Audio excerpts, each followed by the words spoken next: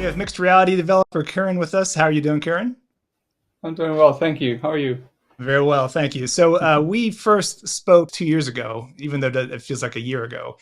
Oh Uh, yeah, and at that time, we covered VR, AR, and a game that you were working on. And again, what's the name of that game? it's Labyrinth Deluxe, a Crusoe Quest. And it's available on what platforms? It's available on MetaQuest and Steam VR. At that time, we talked about PC VR and whether or not you can get PC VR working on an Apple product, Hmm. specifically on a Mac. And Right. we concluded that there were ways to do little bits and pieces of it, but ultimately it wasn't going to happen. And at the time, we were wondering what is around the corner, because we had heard, I think it definitely was not yet announced, but we had heard that that Apple was working on Hmm. a headset. I think that was the rumor. Like the Yeah. iPhone before it, everyone knew a phone was coming, but Apple never said anything about it, right? Of So here course. we are. Yeah. Here we are in March of 2024. Apple Vision Pro has been announced, and I was like, we got to talk again because there's a Yeah. lot to cover.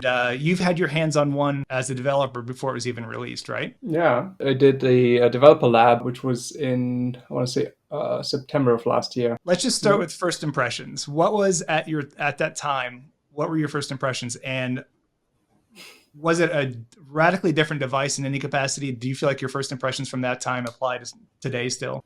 For sure. Like the we didn't get the full setup at that time. Like we got the device in a pre-configured state. I was definitely wowed then, and I was wowed again on release. The first thing I noticed was like obviously the high quality pass through. Like it's I say high quality deliberately. I wouldn't say it's perfect, but it's very like let's say very high quality. It really comes down to the 3D mapping. I think I've tried Quest Pro and I've tried Quest 3 now, which has very good like color pass through.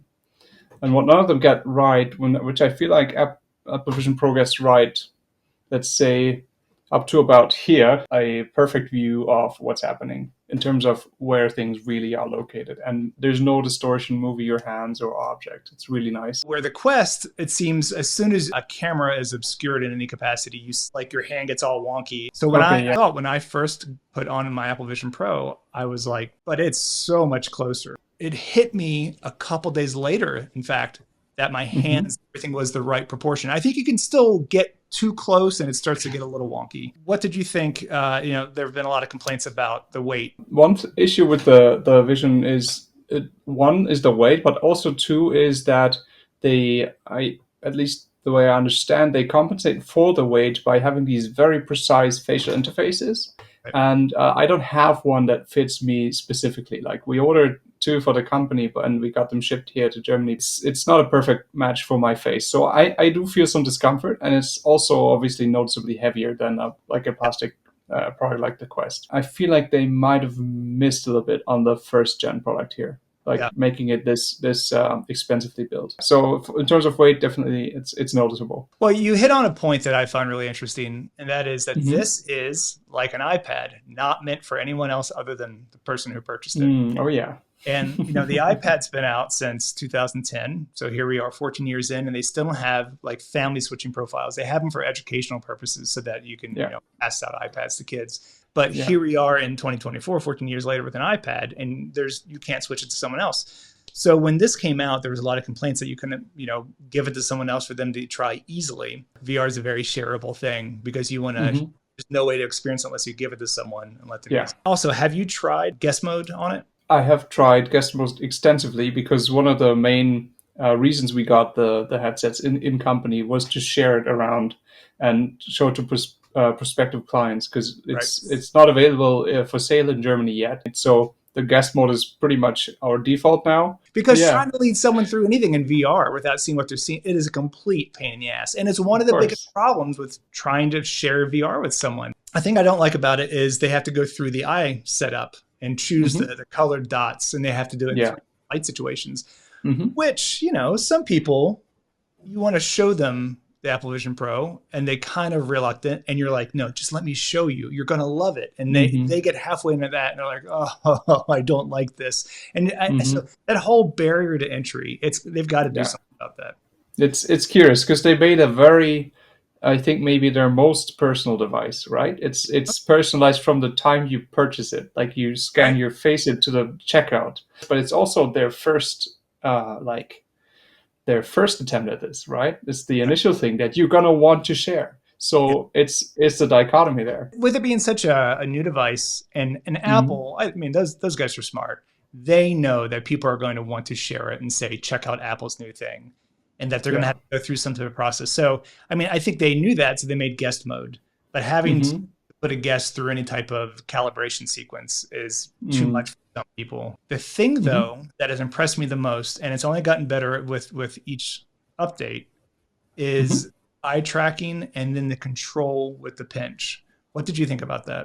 Oh, interesting. Yeah, yeah. So the pinching, it took a few minutes to get used to, and then I got the hang of it. It feels very natural. Yeah, it does. Yeah. It's also the eye tracking once you do the calibration, not before, but after you do the calibration, which I think is why they require it every time. It's amazing. Like it's so accurate to a fault because you There it really is. need to look at what you're going to click, Yep. which is not usually how you use a computer. The worst thing of all is when you're looking at something and you know you're looking at it, and it's Hmm. selecting the thing to the left or the right or up or down. Yeah. But I haven't had that happen whenever I did the calibration. Like I have that when I get it from like a colleague Yep. and it's their eyes. I'm like, this isn't working. So I've been thinking about who who is this for? And I've kind of come up with a formula, and that is, can you use and this is rhetorical, can you use an iPad Pro for your job? And there's a lot of people that I think can and probably haven't Hmm. tried, but they can. But I think Yeah. most people would probably say no, because they see an iPad Pro or otherwise as something you use on your couch, Hmm. or as a creativity device, that but not a productivity device. Hmm. So you can use an iPad Pro for your job.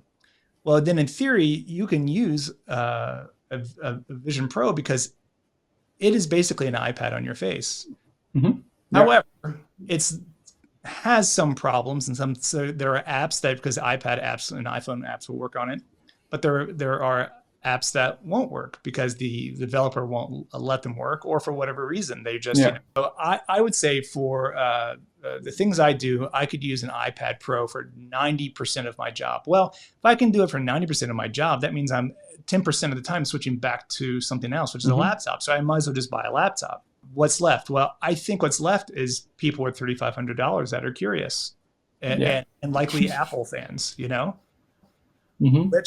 which I think Apple knows that calculus, and they Hmm. they bet that those people would still buy. And from what I can tell, it's not, people aren't returning them. People like them. Hmm.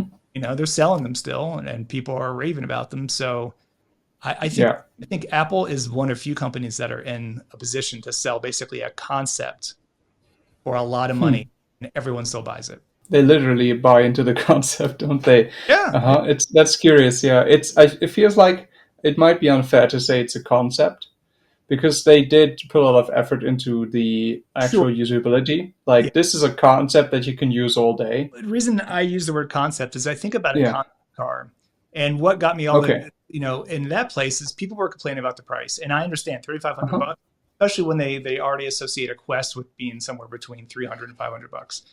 Hmm. But if Apple had come out and said, this is a concept that works. So let's assume Audi, Mercedes Benz, whoever they release a concept car, super futuristic looking, and let's say Hmm. it's completely drivable and it does work. If they then said this car is going to be a $20 million car, there's a lot of people that are just regular people that would go, oh no, it's a concept car. I understand. It's Hmm. price of entry into the bleeding edge of technology. Hmm. And the people that have $20 million to spend, they go, yeah, I want that.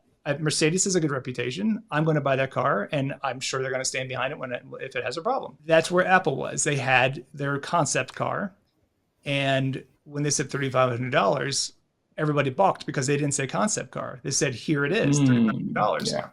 And like Mercedes, Apple's one of few tech companies in the world that they've banked so much goodwill that Hmm. people just trust the brand to go, I'm not worried about it. If it's $3,500, there's probably a good reason, and I'm probably going to notice $3,500 worth of quality compared to the Quest. Is there Mhm. $3,000 worth of difference between a Quest and an Apple Vision Pro? I will say to that it depends, and also partially this reminds me of the video. Was it?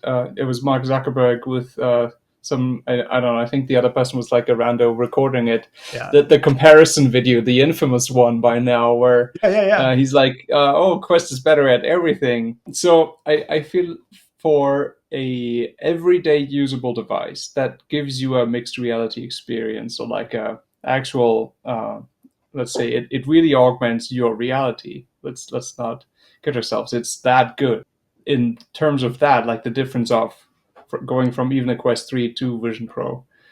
I'd say that's a $3,000 difference for sure. Now, speak like if we go to it, like that's a use case that you really have to either want or like or need, because I feel like the need might not be there yet, but the Right. want can certainly be there. And then Mhm. spending Yeah, $3,000 on that can be a reasonable decision, I suppose. Now, in other use cases, let's say you want to do VR fitness, that's going to be a totally different situation. Like you're not yeah, going to have the apps, you're not going to have a controller. yeah. So in that case, the 3K doesn't make any sense. You'd rather spend on Quest accessories. So you bring up, games. So in my algorithm that I go through as someone telling them about whether or not they should buy it, I don't even go into games. I go straight into, can you do your job with an iPad Pro? Okay. Because Hmm. it is not a gaming device. Apple will tell you that games run on it, and they do, but they're pretty much iPad games. But the feeling I get from this is that, does the Apple TV have games? Yes, but no one's using the Apple TV to play games, and the Hmm. games aren't bad. And you can use your Xbox or PS5 controller. They're Yeah. competent games. There's depending on the Apple TV you have, there's a good processor in there graphically. And you can even connect and play Steam games off of your PC because it has Steam Link. I mean, there's a lot you can do with it, but no one, Right. when we're talking about consoles, is ever bringing up the Apple TV. And I feel that's the same with the Apple Vision Pro. It's just like an iPad. I mean, in that context, but no one's thinking to themselves, I'm going to go buy the new iPad to play games. And I think Hmm. that's exactly what's going to happen with the Apple Vision Pro. Do you see us hitting a point where people are using the Apple Vision Pro every day? I don't see it happening like right now. Yeah. Like it's for sure. You could like I'm gonna say force yourself use it all day for work, but again, like you probably won't have a convincing argument, like you said, for using it for 100% of your work. And then why would you go through the trouble unless you have a different purpose than work? If it's for your enjoyment because you like the tech so much, then sure. But Yeah. that's rarely like that's a very slim amount of people who would It is. actually call that work. Yeah. So if you can't do your work on it and it doesn't have the games you want, what are you Yeah. spending $3,500 on? A concept car. And that's why I'm like, had they Yeah. just said it's a concept that we plan or this is a version 0. And I think the Hmm. way they did that was using the word pro. They're saying Mm. the cost is justified by the fact that this isn't for the consumer, and we're telling you, consumer, don't buy this for it unless you are a professional who can Hmm. use a VR headset and need one for your job. Because Mark Zuckerberg gets up in front of a Quest 3 where the guy uses a camera and uses that as pass Yes. through, and he's talking about the differences between the Quest and the Apple Vision Pro, and basically he's defending the Quest. What were your thoughts on that? Well, I thought initially before I watched it, I was like, "Oh, this is gonna be like a very biased video, trying to scramble to save his like pass through, which is clearly inferior." Right. Also, with careful choice of topics, he does make good points. Like I mentioned, there's VR fitness and games, which is definitely strong suits of the Quest, and they just don't exist for Vision Pro yet, and they might as well not because that's not what the product is for. They use this as just as a cheap shot opportunity to say, Yep. "Oh, hey, we can do these things. You can't do those things." I thought there wasn't any straight up lies in the video. Is when he says at the very outset that this is being hosted by a Quest 3, and the quality of the camera may be good, but the quality of the pass through that you see doesn't look anywhere near that good. My friend Kenny is actually capturing this video on Quest's high resolution mixed reality pass through right now. We're just here in my living room, and you can see his browser windows and whatever else he's got running up here. So yeah, Quest 3 does high quality pass through with big screens. just like Vision Pro. Okay. Yeah. So you think they kind of authored the pass-through to look better? The quality of the camera may be good, but the quality of the pass-through that you see doesn't look anywhere near that good. One of my biggest complaints about the Apple Vision Pro since it was announced was they never showed why we should get the Apple Vision Pro. They showed how, they showed people using it, and here's the things you can do with it. But but why? What problem are you solving? And we already know the problem that they're solving is that extra, dimension, which is massive between 2D and 3D. There's all these things I can now do. But the example I often give people is in Rec Room. When you look at your watch, you get a larger display, and now you can do things, and I can take that and set it aside, put my hand down, and I can work on that, and then hit a little thing that goes back into my wrist. That's not something you can do in 2D. I can't put a video on the back of my hands that's playing like a YouTube video, and then when I feel like looking at it, do this for a second. How about if I touch these two fingers together, it opens up Notepad. If I open these two, it does, something else. Like none of that is there. None of that is like, here's why you should. It's just, we've moved your two-dimensional windows off your screen and put them into your, a larger area. That's all I've seen. So why Apple? And I still don't feel like they've answered that. They might need some time to answer it for themselves as well. I'm very interested in where it goes. Yeah. Like I'm interested in also like the regional launches, how they are received, because we've only seen pretty much the US launch now.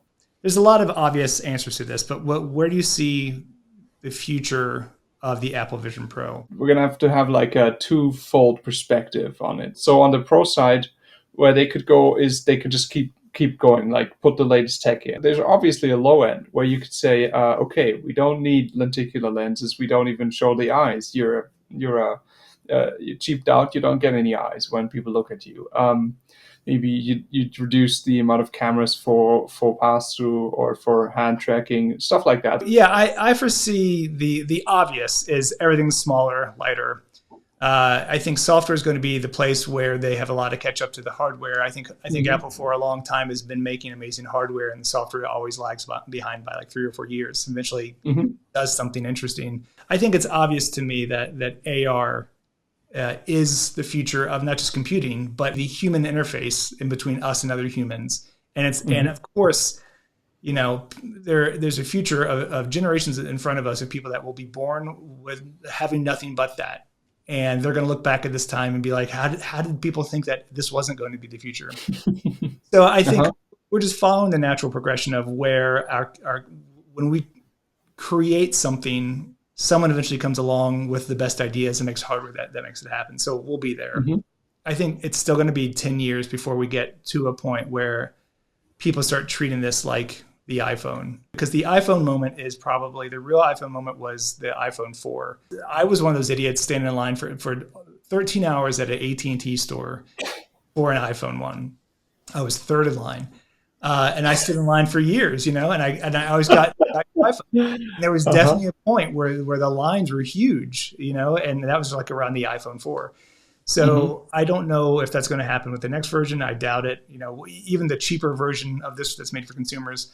But I imagine somewhere in the next 4 or 5 years that iPhone moment is going to happen, and everyone's going to have them, and everyone's going to forget the ridicule I got when I said this is the future. And I do have a question for you. Yes. So, as an avid PC VR gamer, do you see Apple going into that category at all? Because we've only seen, at least as far as I know, we've only seen a couple of native games for Vision, and we haven't seen any games that you can use paired to like a Mac. Right. And I feel like it could be also at least a selling point to say, hey, this is an AR thing, this is a brand new mixed reality, whatever. But you could also try some of the content like that's like depending on maybe even a PC. What do you think about that? I think Apple doesn't need it. I don't think that first of all, they don't care about game users enough to say, and here's Steam OS. They're going to instead say, here's the Apple Arcade, and here's the games we're going to let you play because we're going to vet them all. We're going to make sure they work. So I'm okay with them not allowing Steam VR to work or making it easy if it's even possible on an M1 with this, because I feel like the best thing that happened to VR was when we got away from needing a PC and we got away from lighthouses and we did everything through inside out tracking. And so I think we're at a point now that, as much as I hate saying it, I think PC VR is dying, but not because no one likes it. I just think it's less necessary. I think there was no overlap, and then the Quest 2 and the Quest 3, now here's PC VR, here's the Quest, they're overlapping, and maybe there's that last 25% that you couldn't do on a Quest that you still need a PC for. And I think the Apple Vision Pro probably has the processing power to do most of that overlap now. All right, so Quirin, where can people find you, and where can they find the apps that you have available for sale? I'm going to just point you towards the App Store for the Vixie Clock. Okay. And then I will also throw you over to my company's current project, which is the Oktoberfest game. Oktoberfest, obviously, the brand is well known, and we're building a social VR game based on that brand. And it's a lot of fun. You can find that at oktoberfest.game. Of course, we are also looking for forward to a Vision Pro port, but currently it's on Quest. Quirin, thank you so much, man. I really do appreciate it. Cool. Thanks.